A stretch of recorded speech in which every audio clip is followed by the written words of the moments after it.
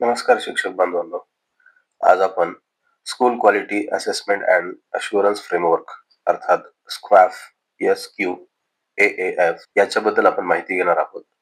याच्यामध्ये आपण आजच्या सेशनमध्ये लॉग इन करत असताना खाते कसे तयार करावे, लॉग इन कसं करावं आणि जर पासवर्ड विसरला असेल तर पासवर्ड कसा बदलावा या त्याबद्दल आपण माहिती घेणार आहोत. खाते तयार करत असताना सर्वात प्रथम आपण खाते तयार करा या टॅबवरती आपल्याला क्लिक करायचं आहे. खाते तयार करत असताना आपल्याला महत्वाचं आहे ईमेल आयडी लागणार आहे. आपण ईमेल आयडी या ठिकाणी टाईप करून घेऊ.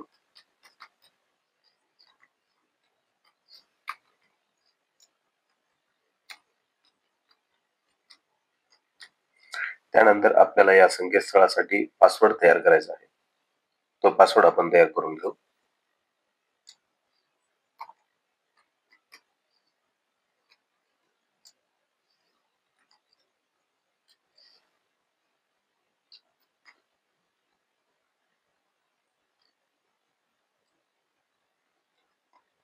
जो पासवर्ड आपण पहिल्या टॅबमध्ये लिहिलेला आहे अगदी तोच पासवर्ड या ठिकाणी तयार करायचा आहे. पासवर्ड तयार करत असताना आपला 8 अंकी त्या ठिकाणी पासवर्ड तयार करायचा आहे. 8 त्याच्यामध्ये अक्षर, अंक आणि काही स्पेशल कॅरेक्टर असले पाहिजेत याची आपण काळजी घ्यायची आहे.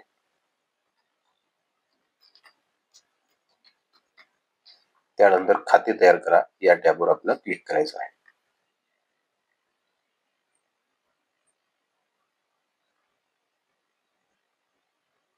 या टॅबवर क्लिक केल्यानंतर आपल्या मेलवर एक मेल येईल. तो मेल आपण खात्री करायची आहे आणि त्या मेलला जाऊन क्लिक करायचं आहे जेणेकरून आपण लॉग इन करण्यासाठी आपल्या मेलची त्या ठिकाणी खात्री होईल व पुष्टी केली जाईल मेलवरून.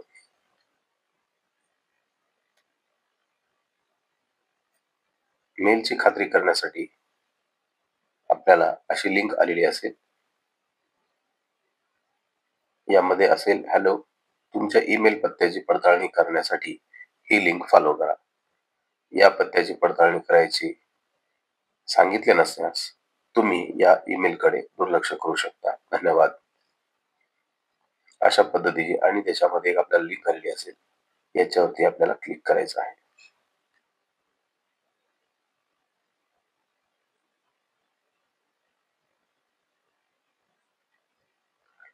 यानंतर आपल्याला your email has been verified, you can now sign in with your new account अशा पद्धतीचं आपल्याला डायलॉग येईल. त्याला आपण कंटिन्यू करायचं आहे. कंटिन्यू केल्यानंतर आपल्याला याच टॅबमध्ये त्या ठिकाणी आपल्याला काम करण्यासाठी ती लिंक उपलब्ध होणार आहे. यानंतर आपल्या शाळेचा UDIS नंबर आपल्याला टाकायचा आहे.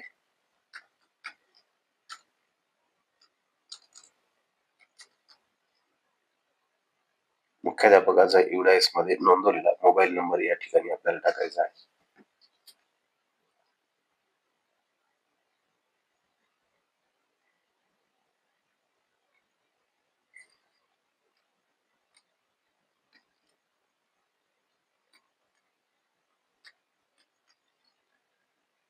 त्यानंतर आपल्या शाळेची माहिती मिळवा या टॅबवर क्लिक करायचं आहे. या माहितीवर क्लिक केल्यानंतर आपल्याला आपल्या शाळेचे डिटेल्स त्या ठिकाणी येणार आहे. जसं शाळेचं नाव, शाळेचा UDIS क्रमांक, जिल्हा, तालुका व केंद्र. वरील तपशील जर बरोबर असेल तरच बटन दाबा. जर ही माहिती नसेल, आपल्या शाळेची जर बरोबर नसेल, अशा वेळेला या ठिकाणी मागे जा या बटनावर क्लिक करा. एखाद्या वेळेस UDIS नंबर चुकू शकतो. त्यावेळेला या UDIS नंबरवर ही आपली शाळा आहे का याची खात्री करा. खात्री केल्याशिवाय आपण या बटनावर क्लिक करायचं नाही. खात्री करूनच आपण हा बटनावरती पुष्टी करायची आहे. या बटनावर क्लिक करायचं आहे. आपल्याला या ठिकाणी सर्व मानके उपलब्ध होतील.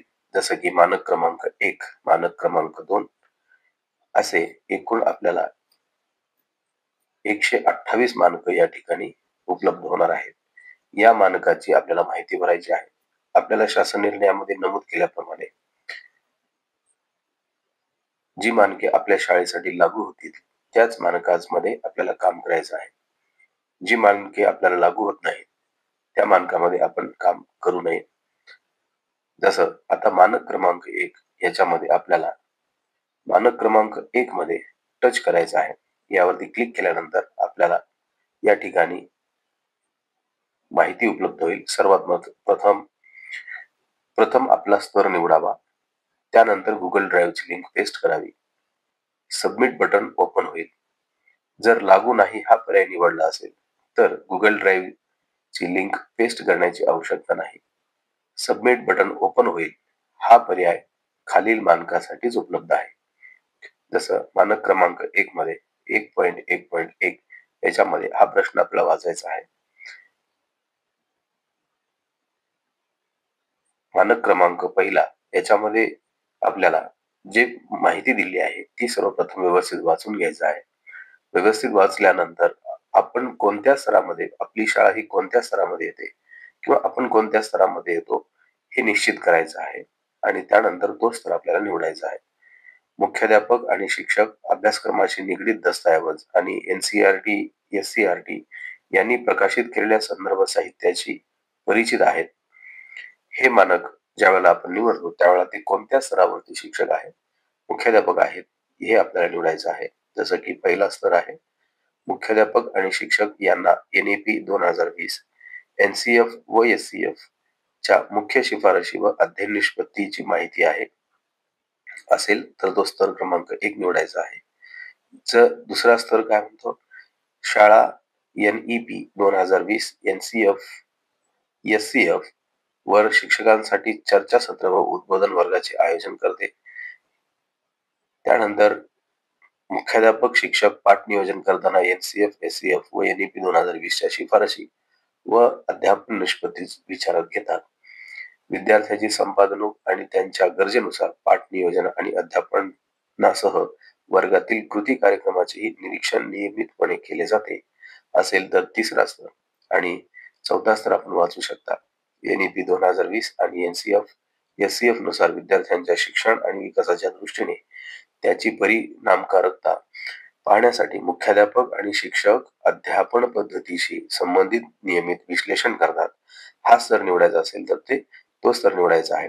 ज्या वेळेला आपण स्तर निवडतो त्यावेळेला साहजिक आहे आपल्याला सबमिट हा बटन येईल असं वाटते, पण या ठिकाणी आपल्याला तो पुरावा जोडल्याशिवाय सबमिट बटन त्या ठिकाणी उपलब्ध होणार नाही. त्यावेळेला आपण कशा पद्धतीने हा पुरावा या ठिकाणी उपलब्ध करून द्यायचा आहे. अगदी सुरुवातीला सूचना दिलेली आहे की Google ड्राईव्हची लिंक पेस्ट करावी. मग Google ड्राईव्हची लिंक कशी तयार करायची आणि त्या ठिकाणी आपल्याला कशा पद्धतीनं या संबंधित स्तराशी पुरावे त्या ठिकाणी आपल्याला अपलोड करायचे हे सुद्धा आपण पाहूया. या ठिकाणी नवीन टॅब आहे. या ठिकाणी न्यू टॅबवर आपल्याला क्लिक करायचं आहे. न्यू टॅबवर क्लिक केल्यानंतर एकतर आपण इथून गुगल ड्राईव्ह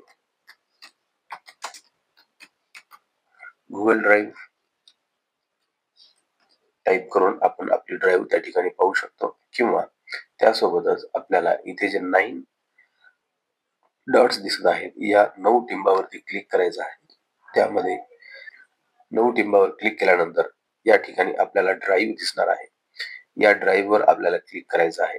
या ड्राईव्हवर क्लिक केल्यानंतर आपली ड्राईव्ह गुगल ड्राईव्ह त्या ठिकाणी आपल्याला ओपन होईल.